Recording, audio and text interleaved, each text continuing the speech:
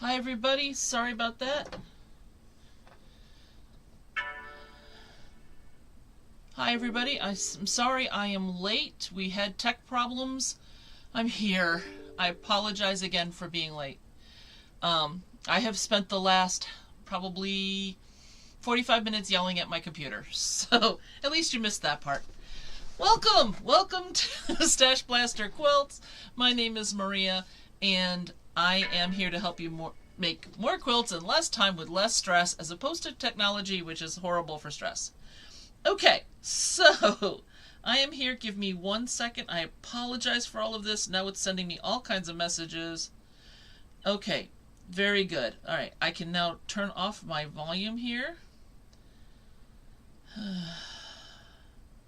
Getting there. I'm sorry. Normally I get started 15 minutes, if this happens to be the first one you're coming in on. I normally get started about 15 minutes early, and that gives you a chance to get settled, but instead, I'm lucky that I got on at all. So, welcome. Okay, so, I am a professional organizer, so I usually start with a tip. This time's tip is about expectations and plans. A lot of my clients are doing some sort of resolution or something along those lines, and I have been finding that, at least for me, resolutions don't work very well.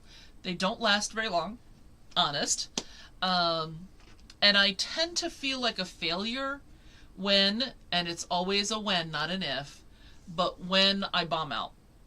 So, I've been doing something different for the last few years, and that is that I use the beginning of the year, instead of setting a new goal, I use the beginning of the year to look back at the previous year and think about what worked, what didn't work, what is still worth continuing to try that didn't work.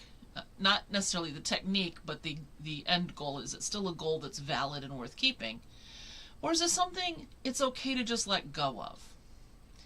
So, for example, for the last several days, I have been going through my UFOs, trying to decide which ones I'm going to work on this year. It's something that I want to work on, but not necessarily this year, because I know this year is going to be really jam-packed with stuff. And what I might want to do, but a few years down the road, and then what can I just release? What can I just get rid of? It's very easy to get bogged down with the things on your list that really don't speak to you anymore. And so I go through at the beginning of the year to try to determine, what am I never going to work on? And those things go away. Now, there's several different ways they might go away. It could be that I will disassemble that project and use its pieces in other things. It could be I'm going to take the blocks that I finished and put them into a sampler style quilt. There's lots of different things that I might do in order to get this new thing going, or to at least get rid of this old thing. But I do use the beginning of the year for that, and I recommend that you do that. It's not the only time I do it. I do little mini versions during the course of the year, usually on a quarterly basis. How much did I accomplish the first quarter? Am I on track for what I wanted to do? Do I have a little extra room maybe to try something new? All of that comes into play in this thinking process. Because during the course of the year, I might decide this thing that I wanted to complete this year either gets pushed off or it goes away because something new has come into the rota. So this way I don't have 8 million things that I feel that I must accomplish. There are still far too many. I have a ton of UFOs on my complete this year, next year, the following year. Sometime in the next few years I want to get them done. Some because it's a different technique and I just want to spend more time delving into that technique. And sometimes there could be any other sort of reason for it. So that's where we stand. So that's our tip for today. Now, yesterday, I was the mystery quilter for the Springfield QU group. And I've told you about a couple of those of you on this channel that I know are here. in the past, but it was me this time. And I thought I would show you something a little bit later that is something that I did for a while and had a great time with, and that you might enjoy as well. But first, let's get an update on the quilts. All right. Now I'm going to have to tip this up a little bit. There we go.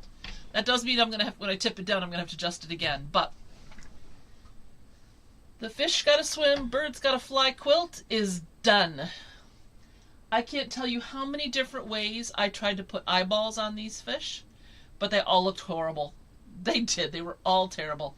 So I've decided that they're just the way they are. The eyes are too small to see from this far away.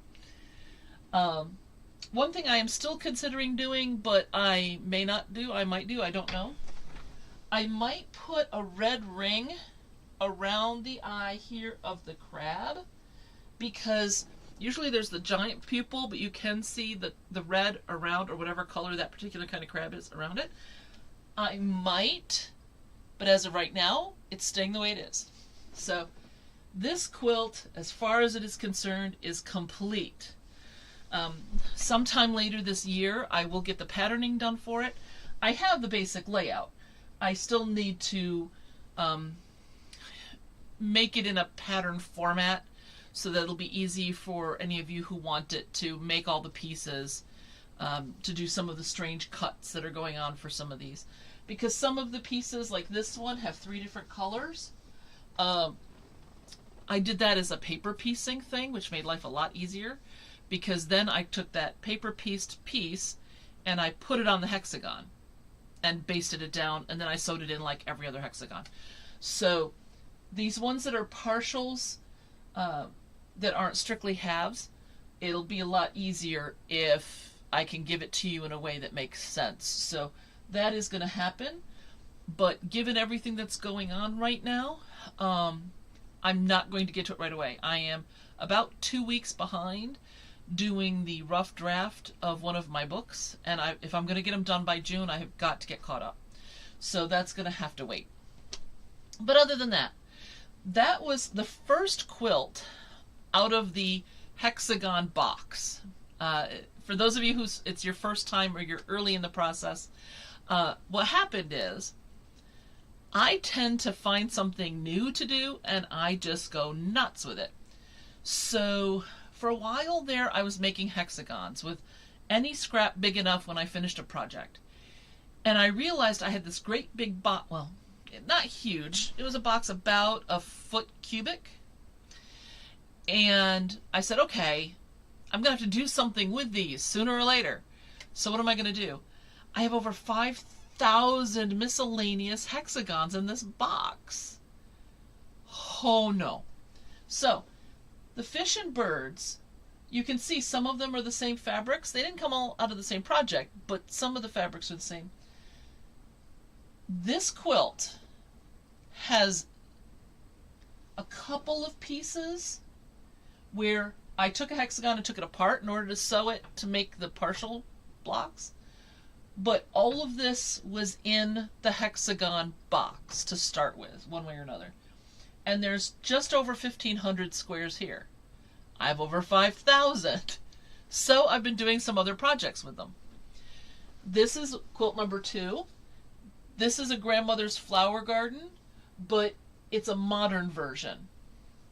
On the far side, you can see I've got some florets there. Each of the ones on the top is a stack of 5.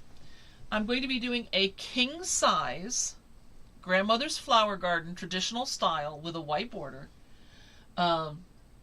which is going to use over, I think there's 285 flowers, and then there's 5 white ones attached to each flower, and then there's 2 sides on the borders in order to get it done. So we're talking, I think it's about 3,000. I think it's 3,000 hexes for that one. But that's not going to get rid of them. I still have some hexes in the box. Not sure what I'm going to do with those at this point. That'll be quilt number 5, 4? 4. Yeah, quilt number 4 using the one in Chexies. Now, these ones I found, these are 3/4 inch Chexies versus the 1 inch Chexies. That I had these because I had gotten some papers in little kits along the way. I'd won some and things like that. So I made these flowers, and I didn't know what I was going to do with them because there weren't really enough of them to do much, and I didn't want to keep reusing the papers. So I said, you know what, I'm just going to put them on a field of green. And so I created the background. And the longer I looked at the field of green, the more I liked it. So that's probably going to become a separate quilt all on its own in the future. But I really liked it. But I said to myself, what else am I going to do with this? What else am I going to do with the flowers? So I said, just do the original plan. So the 3/4 inch Chexies are on here. This is done except for actually doing the back side of the binding. We are going to be having a quilt camp in February for Springfield. And the first day, if you take your sewing machine, you have to take it home that day. And I don't want to. So the first day, I'm going to be doing all handwork. So I will be doing this. I'll be binding a couple of other things. I might be basting some stuff. The goal is going to be to just do handwork on that first day. So that's why this still has the binder clips on it. That way I can pack it the way it is and then just sit there and put the binding on the back side when I'm sitting there. Then, when I was talking to the group yesterday, I was talking about some other things that I've done. And so there's this quilt here. These are all 3-dimensional flowers, and there's a whole bunch of different shapes and styles. This one actually has 3 of them stacked on top of each other. So you can do a whole bunch of fun stuff with it. And I just use buttons to cover the center. You can make flowers that are kind of like having yo-yos. So I thought that today I would show you how I did that. Now, this shirt here, I took with me to Florida. I was teaching in Texas over Halloween, and they were having a Day of the Dead party. And so I'm like, I'm in Texas. I'm in Corpus Christi. And I said, I've got to participate in the Day of the Dead. So in my closet, I have this purple, velvety flavored, textured sombrero type hat from which I dangled little skull beads. And I put this on my shirt. These are those same flowers, and I'll show you how I did them. And I did my whole face, the whole white painting with the crystal skull stuff. And I had a wonderful time. And so I learned how to do the facial stuff just for that, for the Day of the Dead. Dia de los Muertos. So I decided to wear the shirt because it's not exactly quilting related, but it sort of is. And people were asking me about it, so I thought I would share. I had decided that when I bought, my mother had been ill when I bought my little flower makers. And I made so many of these that I still have this drawer full, and I've given away bags and bags and bags to various quilt guilds to put in auctions and things like that. There was a while there when I was speaking at quilt guilds that I would just take flowers, and then if anybody asked me a question, I would throw them a flower. And I still have all of these flowers. They can be addictive. I'll just tell you that right now. But what's really cool is that you can make them in various sizes, and you can stack them. So I have one here. I just saw one. Hold on. There it is. So let me show you. These are my favorite ones. I've done these. Hold on, let me switch cameras. I have done these in all different colors you can see here, including just plain lace, which I thought was cool. So let me get these out. Let me show you the lace one in particular. No, the white satin. Satin is particularly nice for this because of the shine. I'm going to add another light here. Hold on. There you go. That's better. You can see that beautiful shine on there. And then the lace ones look really antique-y, so I like that a lot. But anyway, you can stack them and make a bigger flower. Now it's going to be thick, but depending on what you're doing with it, it's really kind of nice. So in this case I've got just a bead, but you saw I did a lot with buttons. And the shirt that I'm wearing, I'm going to tip this up, has a, I'll be upside down, but you can see two different varieties.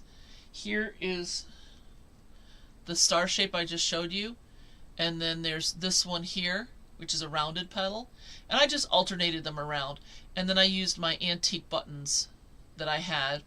I have a ton of them, so that worked the best for me. Okay, so let me show you how to make these things. Sorry if I'm making you seasick. So what I did is I went to my giant bag of red scraps. These are all less than 5 inches. Anything more than 5 inches gets put in a different bag, because what I do is I process the bigger ones first, because it makes the biggest difference in volume when I'm putting them in on the in the drawers I have over there. So first thing I'm going to do is I'm going to give this a quick press just because it's been in a bag. You don't have to. It works just fine even if you don't. This is a new iron for me, by the way, so I'm going to decide today if I like it or not.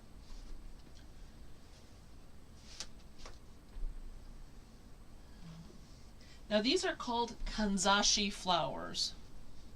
Let me see if I can hold this up so you can read it. Kanzashi flower maker, right here. I don't know if they make these anymore.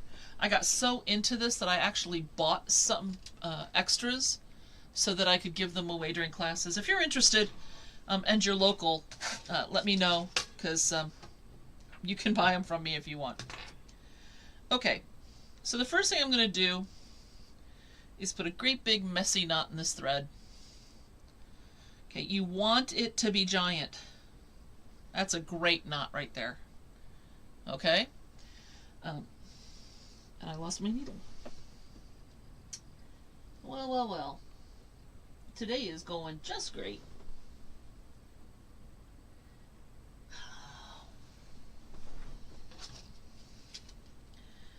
Alright, hold on just a minute.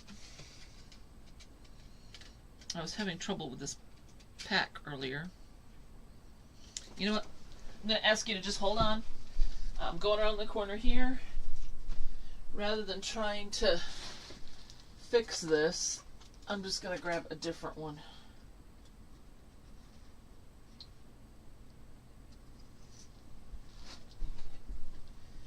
Now the nice thing about this is you can use any needles you have. You don't need any sort of specialties. This is assorted needles, is exactly what it says on there. Here's my little door. Okay, let me get a needle. I'm going to use a doubled up thread, so I've got the loop here, but that doesn't matter. What's nice about this is you can take your thread, make it nice and long, and then when you're done with one flower, you move right on to the next one. So let's see if I can. One of the problems with all these lights and my glasses is that it puts reflections everywhere, and it makes it hard to actually see, because I've got light coming from 5 different sources, including the overhead.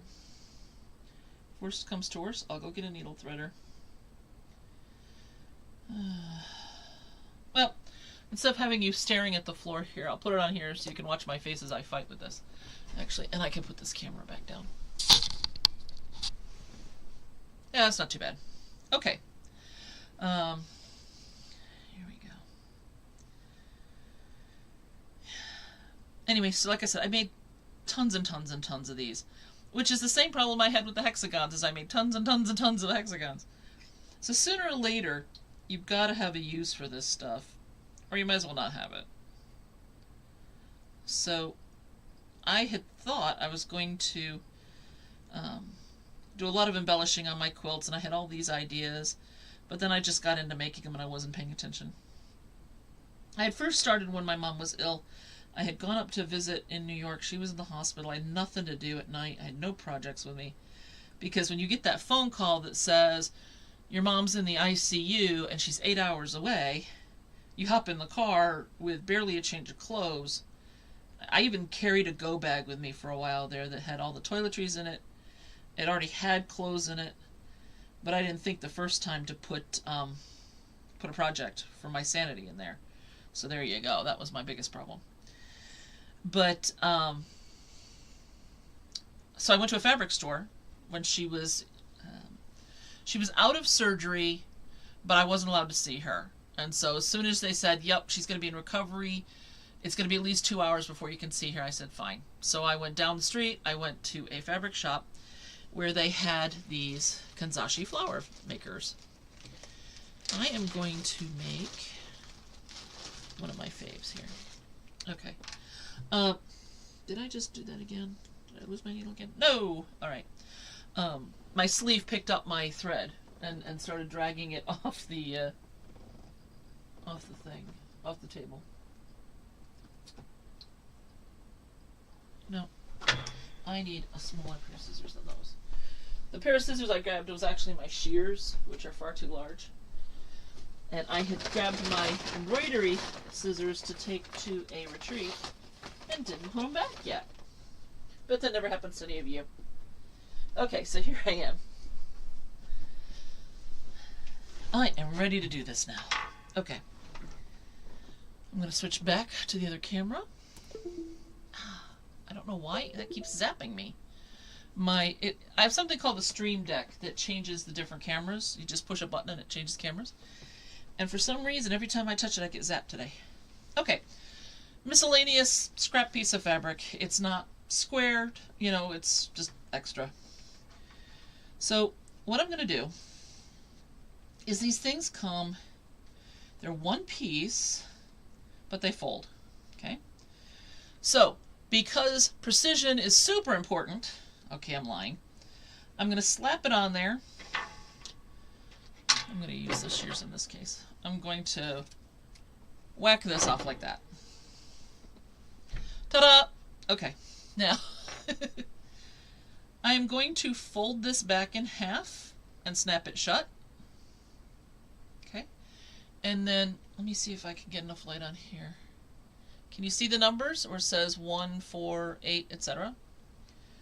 Okay, the way this works, I'm trying to get this so you can see the numbers. There we go. I'm going to go down in hole 1 and across to hole 2. Sorry, up at hole. I'm turned around. Down at hole 1, go across to 2. That can't be right. You can tell I'm flustered, and I apologize. Up at 1, across to 2, then to 3, back to 4, 5, 6. It'll make more sense when you see it. Okay, so up at 1, okay, down at 2.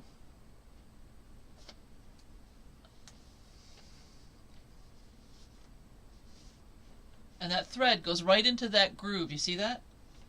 Up at 3. There's a groove here on the back.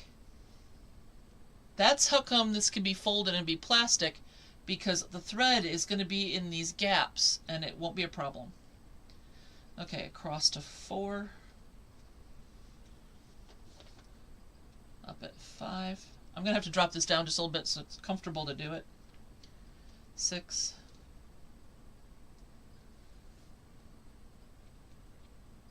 7, 8. I forgot I needed so much thread for this. I haven't done these in quite a while because I have a lot of them. 9, 10, 11, and 12. Okay? Now, in this particular case, I'm going to just pull the thread down here to put it into the groove. Okay? Now, I usually do it at this point. You can do it before you thread it, but then I trim this off because you don't need all this extra. Come on.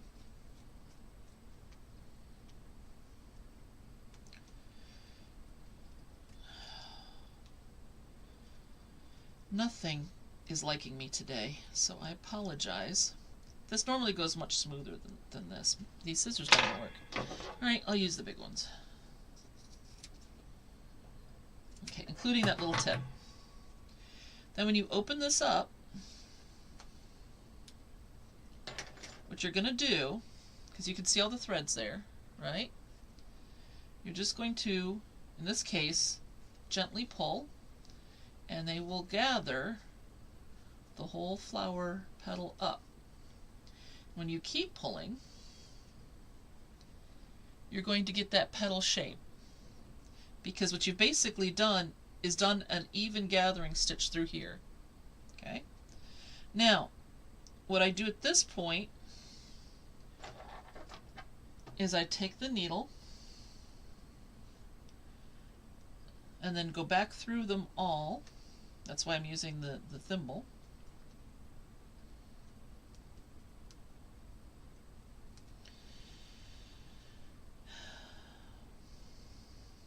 It's trying to make me look like a fool. It's succeeding quite well, I'll agree, but okay. And that petal's done. So you can take and either, what I like to do is I'll pull that other end out, that big messy knot, and you can tie a knot here, like this.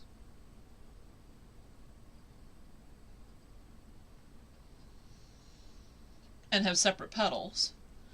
Or what I generally would do is I would string enough petals for the whole flower, gather them all up together, and then on the last one you'd go through the next petal and take a couple stitches, and that would close up the whole thing. So I think I will go ahead and do that to show it to you. I've ditched my thread because that wasn't nearly long enough. In order to do this comfortably, ouch, first you don't burn yourself on your iron. That's helpful. But I probably have 2 yards of thread here, maybe a little more, because each time you go through the maker, you're using quite a lot of thread. It won't be that long at the end when you gather it up, but while you're in the stitching process, it can be quite a bit. Okay, so let me try this again. And I'll go ahead and I'll do the whole bunch. So I'll switch it back at this point so you can see me. Let me come back down a little bit more. There we go. Alright. Anyway, if you have any questions, you can write to me at mail@StashBlasterQuilts.com. At any point. You can also put questions in the chat. It took me a while, but I did finally figure out how I could watch the chat and watch myself in real time instead of the YouTube delay. And I can answer them here.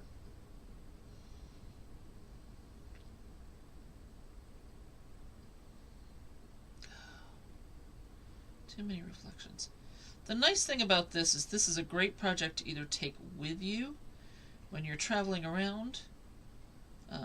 People love to watch this, by the way. If you're at the airport and you're making these things, people will come and sit next to you, especially quilters, to talk to you about it, because it's kind of like if you're making yo-yos, but they're much cooler, and kids love them. I was traveling, I forget where, and I was at an airport, and I had this little 3-year-old who just sat next to me and was staring, because as far as she cared, I was actually making flowers out of thin air. To her, she thought that was just amazing. And it was really kind of fun to watch her. Her mother was like, I never thought she'd like that kind of stuff. Well, she did. And so I actually gifted her and her mom with one of the flower makers while I was at it. I do have a whole bunch of them because each of the petals shape come in 3 different sizes, or at least they did. And so I wanted the ability to make whatever I wanted to make, and I was just thinking about making the flowers at the time, not what I was going to do with them. So, okay.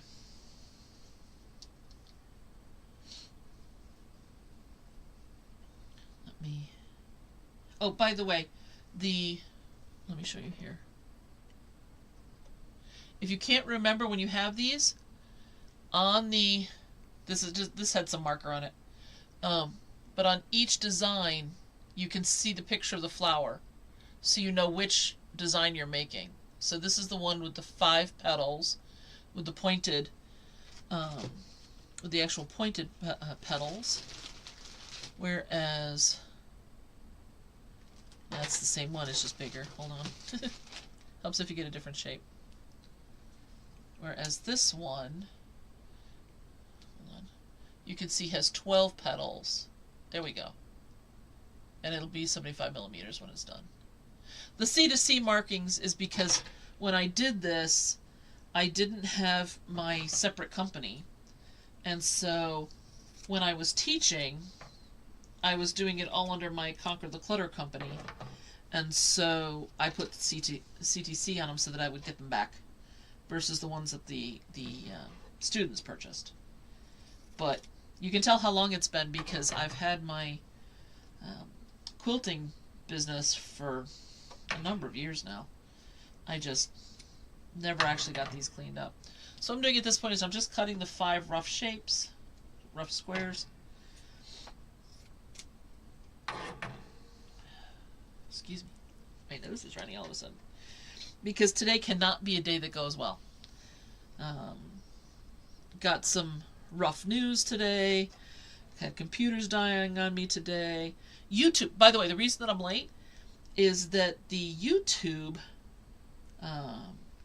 normally I just go, I open YouTube and it lets me switch accounts if I'm in my personal account versus this account. It had lost this account.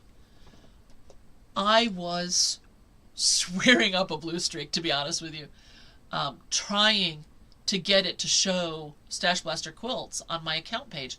Normally, you click on your face, you choose to switch accounts, it gives you a list, you click on the one you want, poof, you're up and running. So when I came up here, I had time to kill. I was going to be fine. No. Nope, it was not doing it. I wound up having to do all kinds of weird stuff and get emails sent and do all kinds of things in order to try to get this to work. It was a nightmare. So I'm glad that I actually did get it up and running.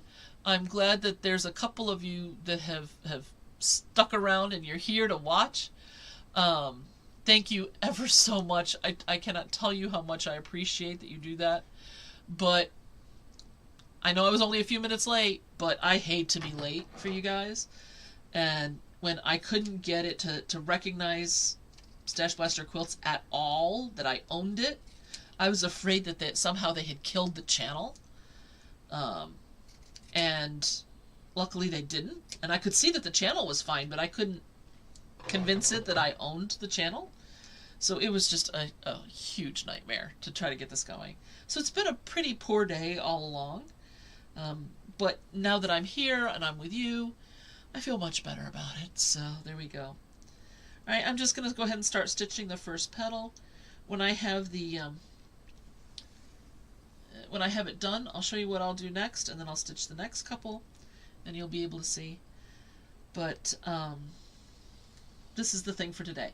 By the way, the 2024 group quilt is, I have the results of the survey, and we are going to be doing 12-inch blocks, and they are going to be stars. So at this point, if you want to start gathering fabric, there are 4, in my case I'm doing yellow and blue. So the stars are going to be yellow, and so there are 4 shades of yellow, and there are 2 shades of blue for background. Now, I am going to attempt to do 2 of each block. One that's just going to be the minimum number of colors, all yellow pretty much, because I'm going to try to do almost all of the background in the same blues. But On another one, I'm going to do it very scrappy. So if there are 4 blue pieces, there'll be 4 different pieces of blue fabric, different patterns, to see kind of how that comes out. Some of you wanted scrappy, a couple of you did not, and so I want to offer both options. I got a lot of people who wanted different sizes, and we can talk about how to size it up or size it down if you want to, but I'm not planning on doing all of the blocks and all of the sizes. It was a pretty even split amongst all the different sizes, but there did turn out to be a preponderance who wanted 12-inch, so that's what we're going to go with. If this is your first time here, there's an annual quilt each year. Except for last year, the idea was to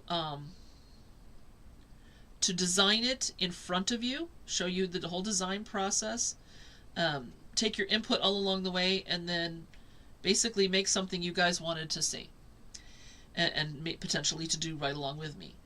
Last year, the vote came out of the blue that people wanted a mystery quilt, so I did a mystery quilt last year. But this year, people said nope, they didn't want to do a mystery quilt, they wanted to do a regular quilt. So we're going to go ahead and we're going to do that this year. So next time, I am going to have for you the fabric requirements, and then in February we will start with the first block. We're going to be doing 1 block per month for 9 months, and then that way the quilt can be completed by the end of the year, which was also what you guys voted for. Okay, so here's the first petal. I did not tie it off, okay, like I did the other, hold on, the other one. I just gathered it, and it's just right how I gathered it. And I'm going to go ahead and put the next one right on without unstringing my needle or doing anything like that. Where was I? I'm sorry. Yep. So 12-inch blocks, 12-inch star blocks. I'm going to start with a simple one, but they're not all going to be your basic blocks. There's going to be some that are be a little bit more difficult, because I want it to be a little bit of a challenge for those of you that have been quilting for for a little while. But none of them are going to be so difficult that a new person with a little bit of patience can't do it. Okay, I'm not going to do something with, 90 pieces in a 12-inch block.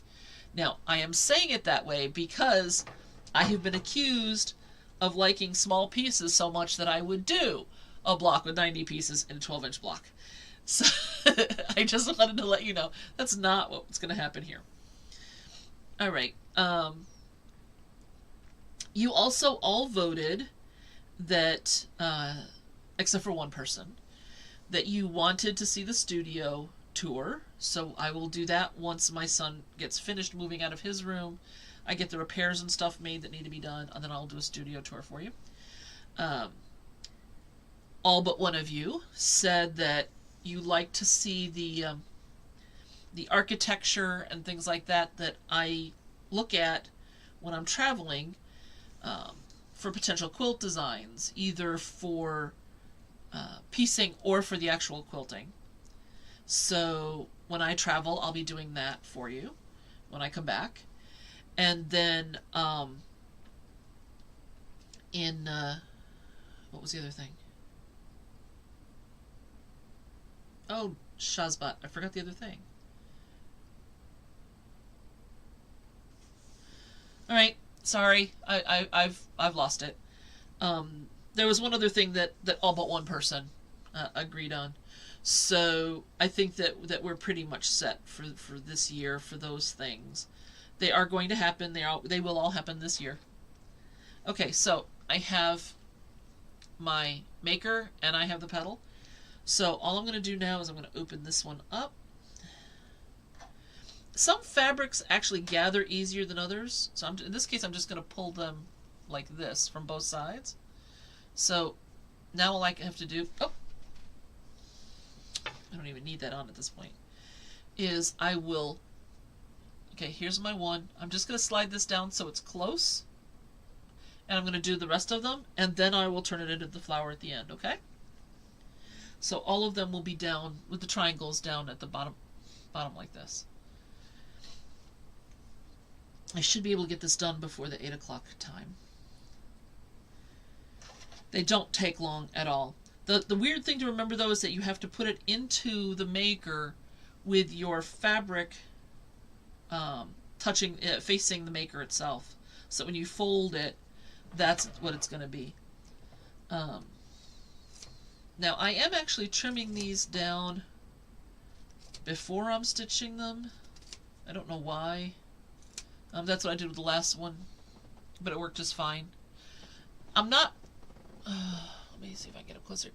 It's not perfectly aligned with the maker. It's not right next to it. I have done some of them with the embroidery scissors and gotten closer, but it really doesn't matter. Okay? As long as you're using the same pair of scissors, you'll get the same distance from the maker. It just means that that flower might be slightly larger or slightly smaller. But that's going to be the case depending on the fabric too. If you use a satin fabric, you'll get a slightly different sized flower. If you use a toile, if you use the lace, any of those, they might be slightly different, but not enough to be a real problem. I will say one of my favorite uses for these was I took a styrofoam, not styrofoam, a floral foam cone. Well, no, it was styrofoam, but it was green. A green cone. And then I covered it in green fabric. And then I made a whole bunch of these little tiny ones, like this one here, in red satin. And I put them on the cone so it looks like a Christmas tree. And then I did a bright yellow satin. I did 2 of them, and then I stitched them together, slightly off by half the width of the petals, and put a set of pearls in the middle, one on each side, and then I hot glued in a stick.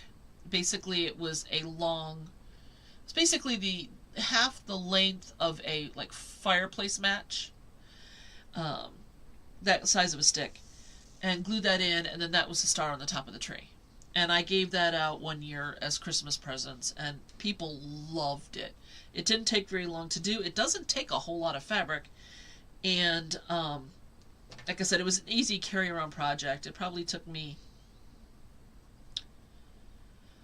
maybe a day or 2 to make all of the flowers for the project, and then maybe another hour to cover the cone, etc. I did also take gold ribbon, and when I used pearl push pins, and that's what held the flower on, like this. And the nice thing was it was the center of the flower and it was its attachment, so it was even easier. But I would poke it through the gold ribbon and then put a couple of gentle twists in the ribbon and swag it to the next one. So it was like this gold tinsel garland all the way around the thing too. So it was really pretty cool. I was quite pleased with how those came out. I have also taken a variety of the flowers and put them around a styrofoam ring as a candle wreath, if you want to call it that. So you put your pillar candle in the middle, and then you have the flowers all the way around. And what's nice is you can do one with spring colors, and you can do one with Christmassy colors and Christmas fabrics or whatever. And you can get a really nice variety with that, and then just change those out whenever you want to. So those were really popular as gifts as well. Those took maybe 2 days to make all of the flowers, because some of them were like the 12-pointed ones I told you about. So they took a little bit longer, But, there's some really cool things that you can do with these. Of course, you can add them as embellishments to a regular quilt. They're just unending in terms of their usages, and I really loved making them. So, I don't know why well, I know why. I'm making another one for you guys, but it's just going to go in the bag with the rest of them until I figure out what that is. But the 5,000 hexagon challenge is going to have to be completed first. I am going to be taking the hexagons, the flowers, with me to work on my trip to London. So that'll be good on the plane and in the hotel and stuff. But since I need 285 of them, actually before I ever pulled the hexagons for the fish and birds quilt, I had pulled all the hexagon flowers that I could possibly make. And then when I came up with the pattern of how I wanted to do it, and it's going to be a king size quilt with a 12-inch drop on both sides and the bottom. When I realized how many I needed for that, and I had that many, that's the only time that I then said, okay, what's the next thing going to be that uses hexagons? And that's when I did the fish and birds quilt. So it was a big collection. But I have a feeling that the king size traditional grandmother's flower garden is probably going to take me at least a year and a half. Not only because there's 200 and something flowers, but I'm only committing to myself to do one flower a day on average. Now, there's going to be times I can do a whole lot more, and there's going to be times I can do a whole lot less. A whole lot less than one. That I'm not going to be able to do any. So when that happens, I want to make sure that I have that time built in. Plus, after it's done, then it's got to be quilted. And that's going to take some time too. So I don't want to overcommit to myself, because I don't want to feel like I'm failing on it if I hit a rough patch. Or if there's a period of time that I can't do handwork. I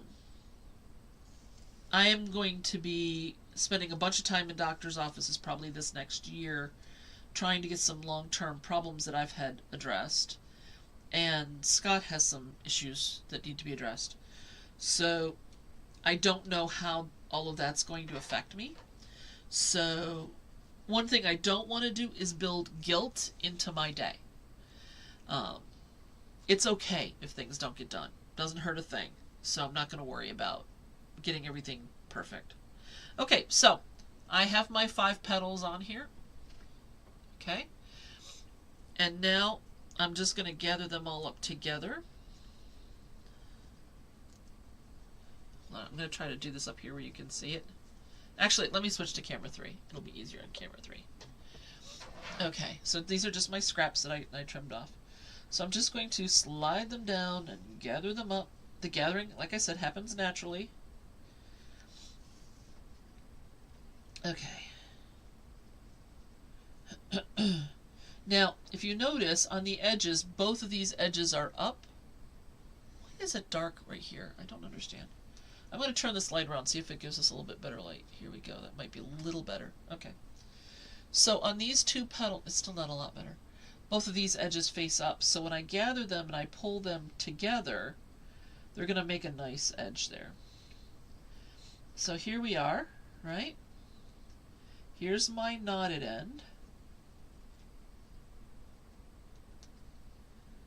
So this is why I'm going to double the thread up.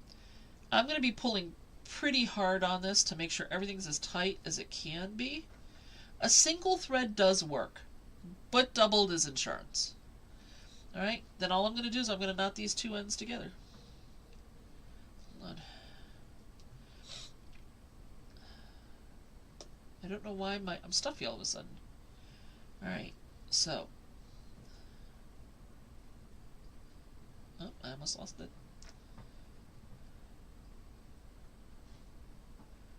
Alright, so.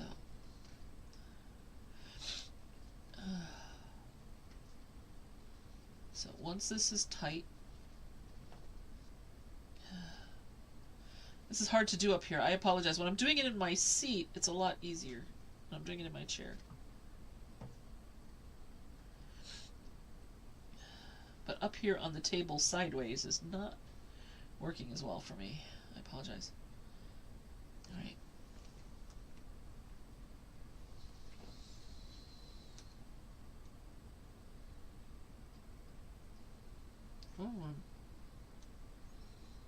Ah, I was trying to hold the thread with my teeth, but it doesn't want to go. Well, you all know how to make a knot, so I'm not worried about that, but I want to be able to show this at the end here. Alright. Alright, that is too big of a knot. I mean, it's too loose. But you get the idea. Okay? So, what I'm going to do here...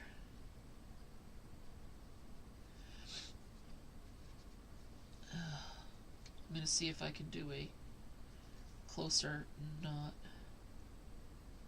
No, I can't knot and redo this. So, I apologize. This is not perfect. But if this was as tight as it should be... Here, let me do it like this. You can see that here, all of my raw edges are gathered into the middle, right? And so, when you put your button or you put a bead or something in there, you're going to have that cover up your middle part. One side you'll find is going to be rougher than the other. The side where all of the edges are pointing up are going to be less smooth than the side where they're all pointing down. Okay? So hopefully you can see there. That's the nicer one. Okay? So let me show you on, let me see if I can find a light colored one. Oh, let me grab a big one. Hold on. Here we go. No, that's another 3-layer one.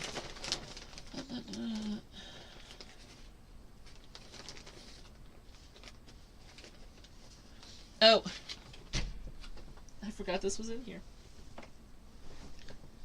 I actually made myself a flower power headband too, one summer.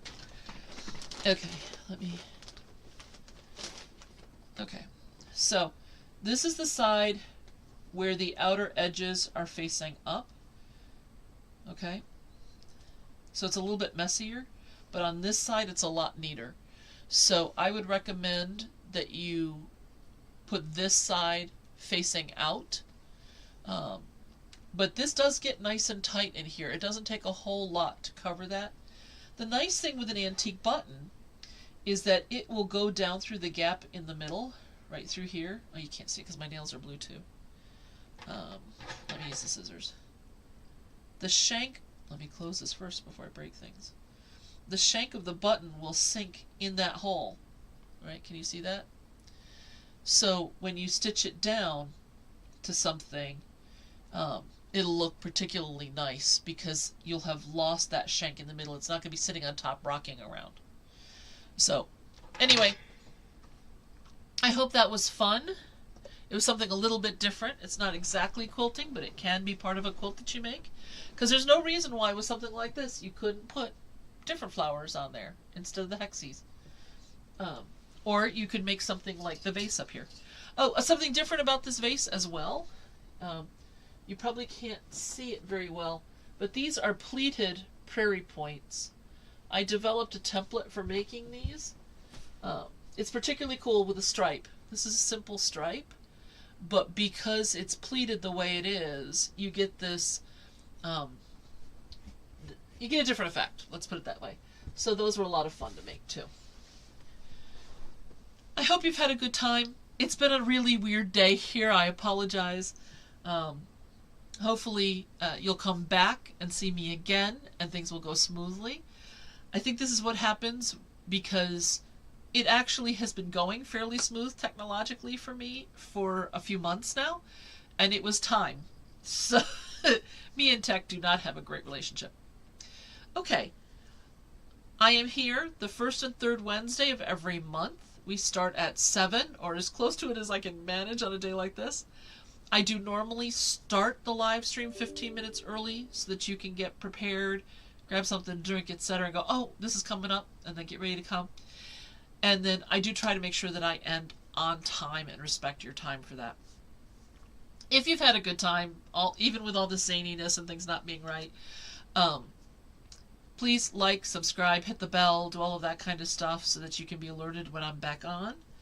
And what I will do for the rest of the time, for the last couple of minutes, I'll put it back on camera 3 and I'll just pull out various flowers and let you see how they look. Like I said, if you're interested in them, I do have some of the makers that I used to sell at events, so they're available for sale. All you have to do is reach out to me at the mail at StashBlasterQuilts.com. You can also, again, write to me if you have any questions or anything like that. All right, let's have a great last couple of minutes and have a wonderful couple weeks. I'll be back in 2 weeks with the fabric requirements for the annual quilt. Thanks. Bye-bye. Uh-oh. All right, now camera 3 is not working. There we go. Okay. All right, so I showed you this 3 flower. There's another one here. This is an antique button on here. It's got a little bit of a glass center, which is kind of cool and catches the light. So some of the other shapes include this one here. This one's a 6-petaled flower. This one's a 10-petaled flower. And I really like the other side of it, but this is the side that I don't think looks as good. That's the side that's supposed to show, but I think it's pretty cool. So some of the other 6s that are nice and big. Now here's a different 6-pointer. So we've got the simple look and then the fancier look. This is actually a stretch rayon, which makes for a fun material, as is this one here. So I made all kinds of different material stuff. I have some silk in here. I have broadcloth in here. Sometimes doing something like the musical scores can be fun. So if you decide to do this, make sure you use some unusual fabrics and have a good time with it. I've actually taken this particular design, you can't see it here, and added more petals to it just to give it a fuller look. So have a wonderful couple weeks, and I'll see you soon. Bye-bye.